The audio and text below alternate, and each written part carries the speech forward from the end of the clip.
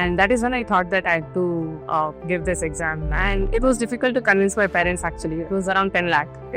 That financial independence, it will give you that confidence also. Realized that I was directionless. You might have made a lot of mistakes. Get the right mentor. They were like, you are an inspiration, Randy. Sir, two of our friends told me that, Primus is going to conduct this residency program. And so, very quiet, very serene, pristine environment. I was motivated by others. We used to sit in the library by 6 o'clock, 7 o'clock. I was like, okay, even I have to study like well. Welcome, Danya. Welcome to Primus Services Academy. You have been associated with the academy for a long time, no? Yes. So, when you look at your journey, can you just tell us when did you start and how it has been? Sir, I've done my schooling in Jawahar Navodaya Vidyalaya, and I think around in 8th or 9th standard, I used to feel that every year lakhs of rupees were being spent on us. I used to feel that it is time I should give back to the society. And that is when I thought that I had to give this exam, be a civil servant. However, soon after my engineering, I thought that, I don't think it's possible, it is very competitive, and I lost confidence in myself, and I thought, I'll just appear for placements. And I got into the company. I've been in the IT field for around 4 years, and then I took some courage during pandemic, and I actually convinced my parents that, I want to do this at least. And I resigned from my job. And that is when I started my civil services preparation.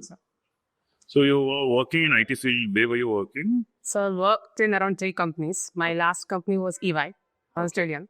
Okay. And in 2021, I resigned from my job. And 2022, I started my full-fledged preparation for this exam. If I may ask, what was your last round package? So it was around it was around 10 lakh at that point of time. Okay. So I was hoping for a switch also, company switch. But as I wanted to take that decision between choosing the civil services path and getting into a company. Good. No, because why I ask this is, many of them will be always under that fear who are working. Should I leave my job or should I finally study with the job? And 10 lakh per annum is a very good job. Like your career was just starting. Yes. It's 3-4 years. If you had continued, I'm pretty sure you would have gone up to 30, 48, Exactly. because it was exponential. So it must have been a very tough decision to switch the job. Yes, sir. I mean, to leave your job and get into the services. What motivated you? As I said, sir, since my school days, I always had this thought. However, during pandemic, I was I was at home and I was working from home. I was looking at the news. I was like, all kind of service providers. It can be medical professionals. Everyone was working 24/7. And I was like, what am I doing here? I'm just getting the salary. I'm in a very comfortable situation. So I was like, I should give it a try. I don't want to regret in my life later. I didn't even try that, being a civil servant.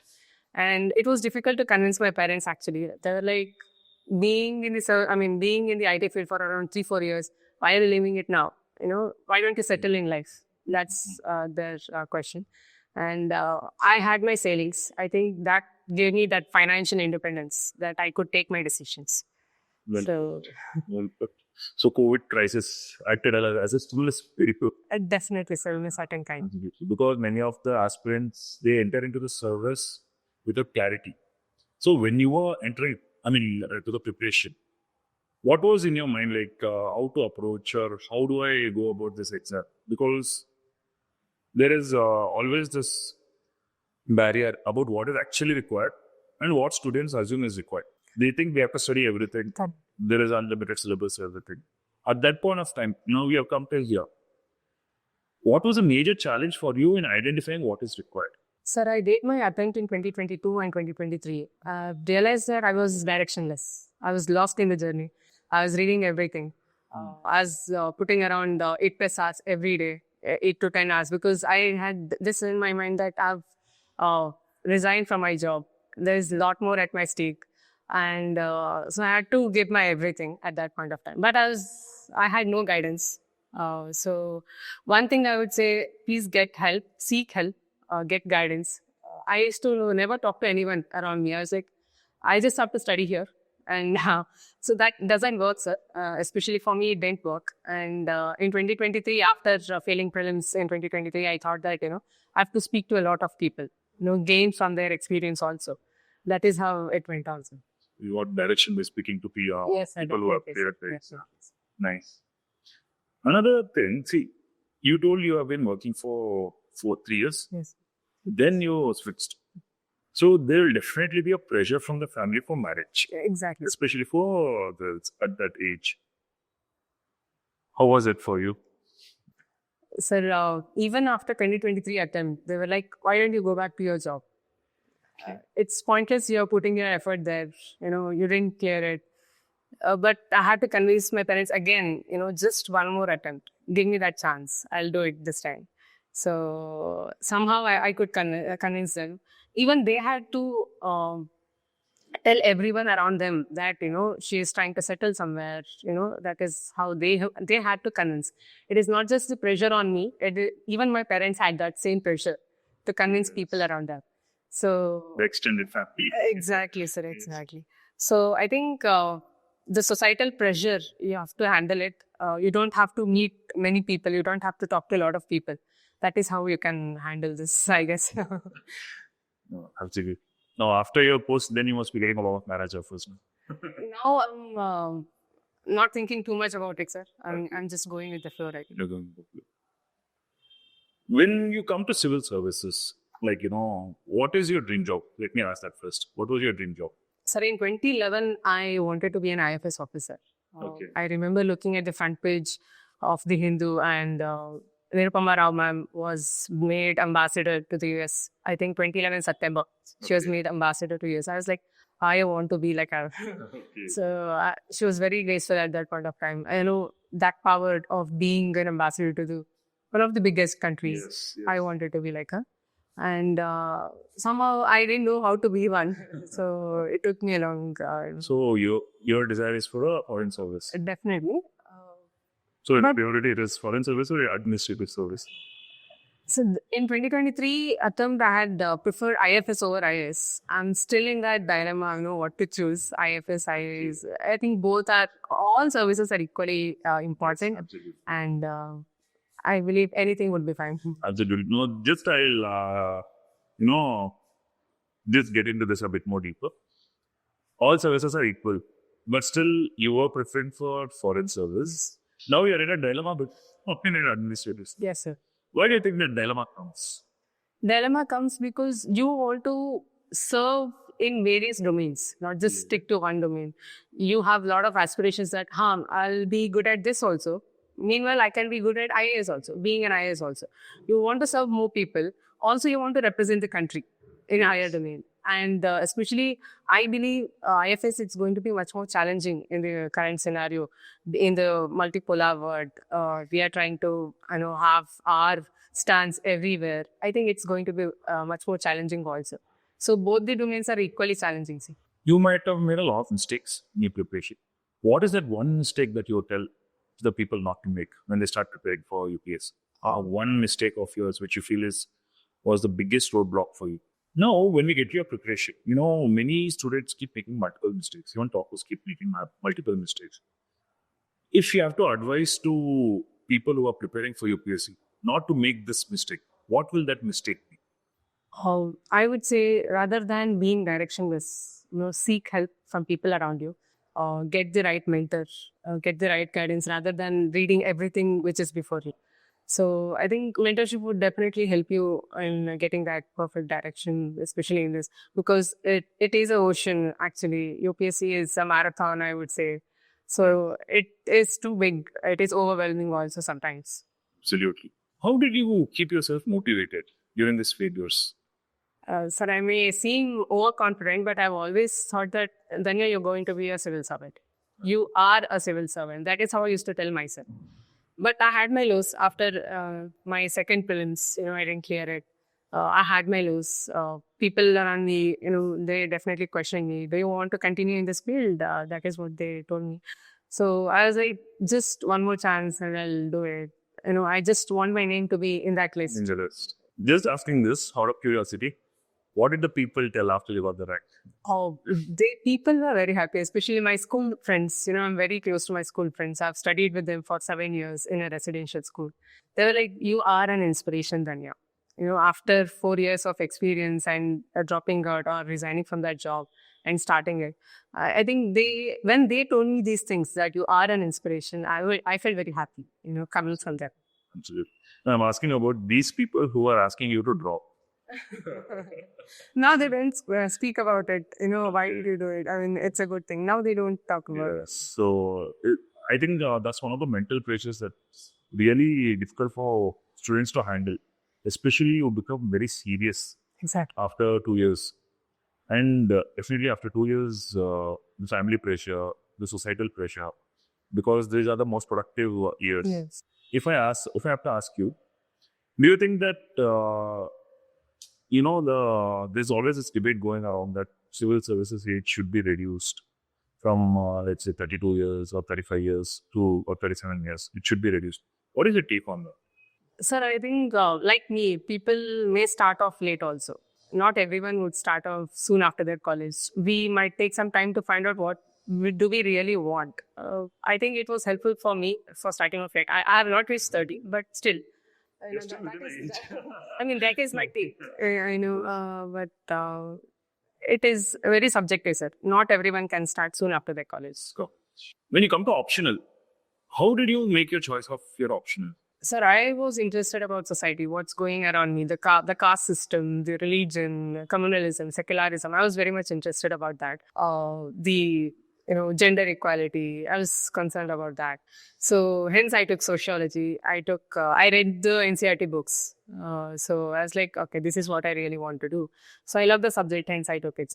You joined the Primus residential part, right? How has it been beneficial to you? Sir, two of our friends told me that, Primus is going to conduct this residential program. And even they had the same option, sociology. And we thought we can write answers daily, we can discuss. And I went there. It was a very calm environment. So very quiet, very serene, pristine environment. It was nice. The library was very nice. And, I was motivated by others. They used to sit in the library by 6 o'clock, 7 o'clock. I was like, okay, even I have to study like them. So that motivated me, that kept me motivated, that environment. That inner circle is required, I think. Like, if you're with the dedicated people, they themselves become a push to each other. Yes, sir, yes. Sir. And getting that serious crowd getting into that serious group, it makes a huge difference. Yes. So I think you might have been doing a lot of reading. Yes, sir. So if you have been reading, like, which are your favorite books, or which books would you tell UPSC aspirants, other than the regular course material, academic books, apart from that, if you have to suggest some books for them to read, which will help them stay motivated or dream about services or about their future? So one book would be The Magic of Thinking Big, but by David Schwartz. And currently I'm reading Animal Farm by George Orwell. So the David Schwartz, The Magic of Thinking Big, I think it was very nice. And I used to highlight few sentences. I read it again. Even now I read those highlights. It's not about your intelligence, it's about your attitude. Those kind of lines, they keep me motivated. You don't have to be a topper in your school days, to pursue this. That book, I liked it a lot.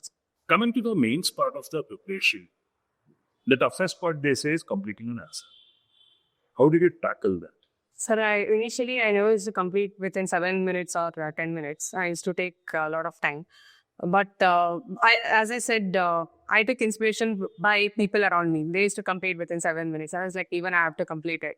I used to realize that, okay, addressing the demand of the question is more important, or structuring is more important than writing everything I know. So I think that changed the way of answering. You went on practicing to get there. Definitely. But if you have to give some tips to aspirants, how to finish the paper, do you have any advice to that? I would say join a test series, follow their exact curriculum or whatever, their timetable, follow it and try to finish it often. Write more tests, every day for half an hour. When you write that, eventually you'll improve in, catching up the speed also. So I would say write more. Even if you don't know anything, write more first. And coming to this daily newspaper reading, how essential or vital it is? So even today, I read it. I believe, if you can't read the newspaper, watch the news analysis every day. So you'll have the gist of what's going on around you. I think it's very much important to follow what's happening. It can be in the world level or the national level. So I think it's very important in this preparation. Students always have this doubt how to organize themselves in a day. Some of them will keep telling, morning I should read optionals, night GS. And they always have this different ideas of a routine. How was your routine? Yes, sir. So I was not an early bird. I used to get up around 7 or 8 o'clock. And I used to do my daily workout, and then I used to start my day. I used to study for 1.5 hours and then take a break. I didn't wanted to burn out during my preparation, and I used to feel that I have to take a break once in a while. I used to go for a walk every day. I used to have some snacks in between. You can watch a movie or a video, but don't get distracted too much. Don't take a long break in between. So I would say it depended on my interest. And sometimes I used to feel like I have to study sociology now. I used to pick up the book. I was never rigid about my timetable. I was very fluent with it. So I went with the flow actually, but I had a weekly target. I have to finish these many subjects in this week. It was like that. So you put a target on a weekly basis and a daily basis. Yes. Which is actually better, even I feel, why? Because students, when they miss a daily target, they get demotivated. And demotivation on a daily basis actually pushes them to, neglect the timetable completely. Throw away that timetable and start with the preparation without a proper target. Weekly targets at least aligns them, gives them space. Okay, today I could complete only this much, maybe tomorrow I'll do better. Correct. And I was forcing myself to finish that at night. 1 o'clock, 2 o'clock, I was like, okay, I have this daily target. I have to finish this today. Okay. So I was forcing myself. Which is very critical, I feel. Correct. Because daily finishing what we need to do, that pushes a student, aspirant to become more serious. Else, this preparation doesn't end. Correct. I don't think any aspirant has completed the preparation. Correct. Even the faculty is not completed the preparation, in what I can tell, Bhovi. When you chose sociology as an optional, did you have any thought in your mind that this is going to help my GS? Definitely, sir. I used to think that, it might be helpful in GS1, GS2, even in GS4, that emotional quotient, you think about all sections of the society. So definitely in GS1, I used to think that it might be helpful. Sociology as an optional. And when you went to write the exam, how helpful it was? Like, during your preparation, did it reduce your time or did it give you a boost up? While appearing for GS papers, Yes. the sociology part, definitely, sir. There was this question this time on demographic vintage. Yes. So I could think of what can be the possible answer for this. So I had written that. I didn't give any question. So definitely adding that one societal aspect to every question. It can be climate, it can be, and for every subject, I think we can add that societal component to it. So you're telling it's more like in every answer there is a part of sociology. Definitely. And how difficult was this option? Sir, it means people say this has one of the smallest syllabus, but I think it can be overwhelming if you don't have the proper direction. And I had a very concise notes. I used to read it repeatedly. So I never went with big books. So I went with the smaller ones. I used to understand the gist of the question. I used to write many answers, and then that is how I went with the options. So you were more into practicing the PYQs Yes. and trying to do, Yes. which is a very good way. When you are preparing for interviews, they keep asking about a lot of hobbies in the dash. So when those kind of queries came, what would you do? Like, should I put more hobbies or should I prepare? Should I, add more or whatever I have, should I reduce it? What was your approach? So the interview phase was more of discovering myself, rediscovering myself, and what were my hobbies actually. So one of the hobbies was exploring Korean culture. That was my hobby. And I used to watch Korean dramas, listen to K-pop music, and I also used to eat Korean food. So that is how, and I could speak the Korean language also. So How was this? So I was into Korean dramas earlier while I was working, and that is how I grew the interest in learning the language. Currently, I'm learning how to write also. Korean. Yes. Nice. Yes. So I started discovering myself that I'm interested, and since I had my affiliation towards foreign services, somehow I was exploring the cultures of many more East Asian countries also. Now, okay. Foreign service has had a huge impact. But I would say the Korean culture inspired me more towards foreign services. Foreign services. When you say, see, you've been telling that you have been actually looking at movies, you have been engaging with these Korean dramas. Sure. So you have been a social media person. I can say, to a certain extent, social media and the media. Soon after resigning from my job, I uninstalled Facebook, WhatsApp, Instagram, Snapchat, everything. Okay. I was only in Telegram. Okay. So I was out, I had uninstalled everything, but YouTube had a timer for that. 1 hour timer every day. You can't go beyond this. Okay. That was my rule. But just asking this. So when you say this 1 hour of YouTube, it was for entertainment or was it for study? Both. Both. Both. So generally the distractions do happen while studying other things pop up. Okay.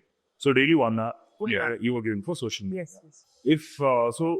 If you have to tell the students or the aspirants how to deal with social media pressure, or how to not get themselves lost in social media, what would you say? So there'll be definitely a lot of peer pressure when you look at others. Okay, they're going, they're traveling around. What am I doing here? Reading NCRTs. People might question their entire journey. I did that. I was like, okay, let me uninstall everything. I was that person. I was like, I have to stay away from all this media, which is why, so that I can focus more. My friends were getting promotions. They were getting a better offer. And here I am with Lakshmi Kant. So for me, I had to stay away from all the distractions. Nicely put.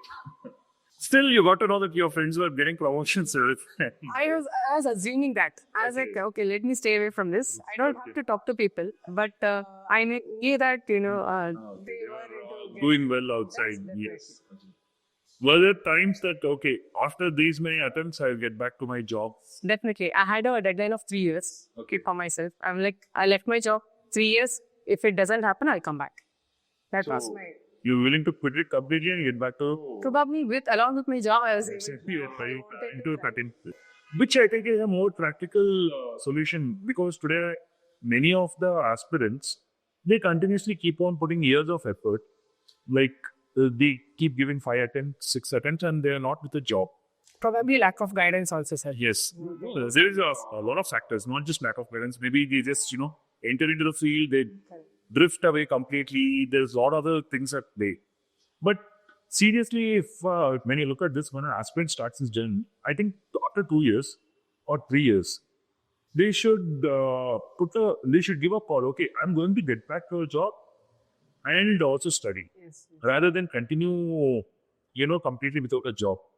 What would you say on this? I do agree with it, sir, because that financial independence, it will give you that confidence also in this journey. If you are able to manage both well and good, but I knew that I couldn't do that. I can't do that for 3 years, because if you don't study properly, then again, you're writing it again and again. I've seen a lot of people who are working and then giving, and they're not able to clear prelims or mains because they're in that loop again.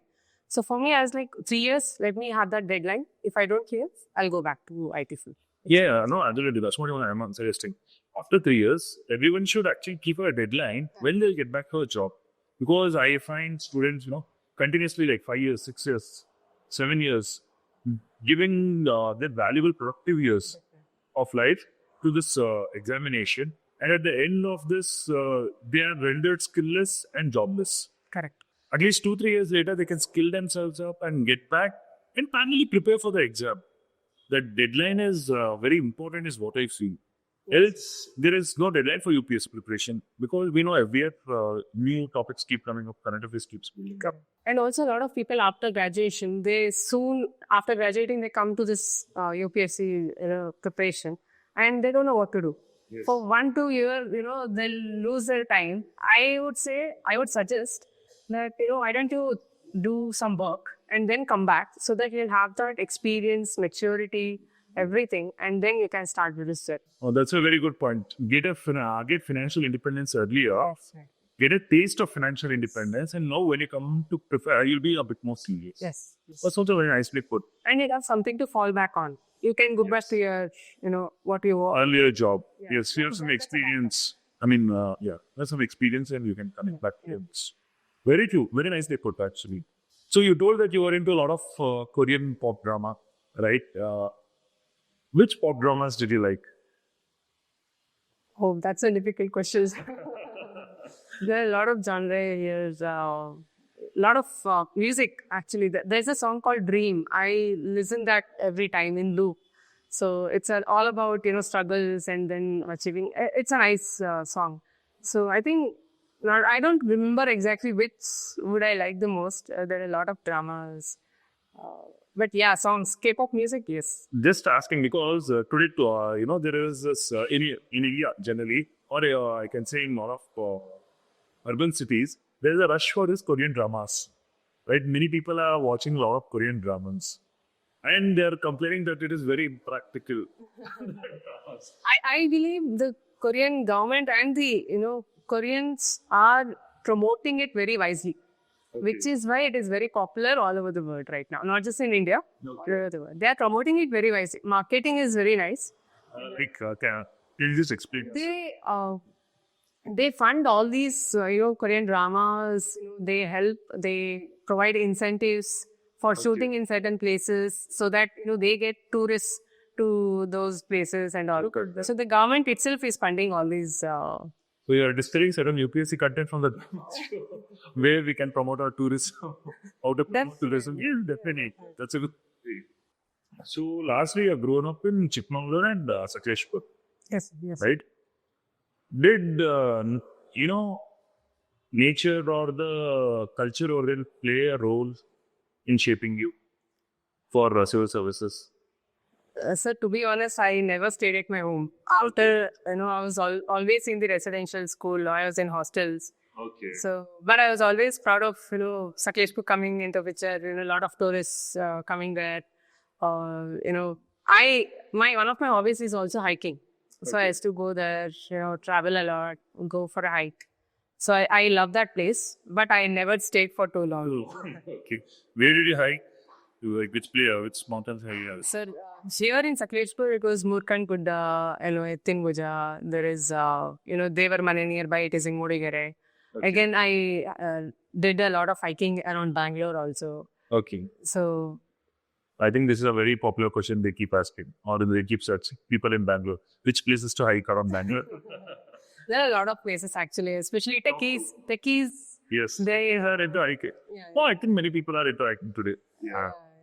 Top 2 places you would suggest. For sunrise, I loved Skandagiri. I think Nandi Hills was the first, place I went after coming to Bangalore. Yes. So, Avale Betta and then this Skandagiri. There is Savandurga. Savandurga, it was difficult because we went... It's very steep. Yeah, it's very steep. And that is what I can remember now. But I was more into, I love Gokarna also. You have this beach hike also. You get to visit both, mountains and the beaches. So that is my most favorite place, Gokarna. Okay. And during your preparation, did you go hiking anytime? After my prelims, I used to take my parents, my brother. Prelims? After prelims. 1 week. We had 1 week of break and I used to take my parents, family, go around, then come back and again start studying. Got it. In your second prelims, like first 2 prelims you didn't get through. At the, after second prelims, what did you think? Because now we add on, you're looking at next 2 years, not just 1 year. You're looking at the next year prelims, mains as well as interview, right? So you were mentally preparing for 2 years. At that point, what was running through you after your second prelims? Correct. After. So 2023, July and August, that was the most difficult phase, I would say, because convincing parents and getting back to the track. So at that moment, I would just wanted to clear prelims. I was like 2024, I want to clear prelims. I didn't even think of, what should be the next. But I had my peer group. In 2023, August, I had my peer group of 2 to 3 people. We started writing answers. We were engaged. We used to discuss. There was constructive or critical feedback which was given to each other. So I think that was very helpful in sailing through this journey. It was not difficult anymore. Right. If you have to advise anyone who's preparing for UPSC for the first time, what will be your advice? I would say it's a marathon actually for some, and you don't have to compare yourself with others' journey. So be individualistic and seek that guidance, take help, talk to a lot many people, especially the serious ones, and try to clear this exam as soon as possible. That's something we always do. It was very nice interacting with you. So we are hoping you get into your dream job, and I think you do a wonderful foreign service officer than a administrative service Thank you. because you have a very good hold on communication, and I can see your thinking is more on the international level Exactly. because you have been dreaming about it from a decade, I would say. Yes. So all the best to you. Thank you. Wishing you all the success. Thank you.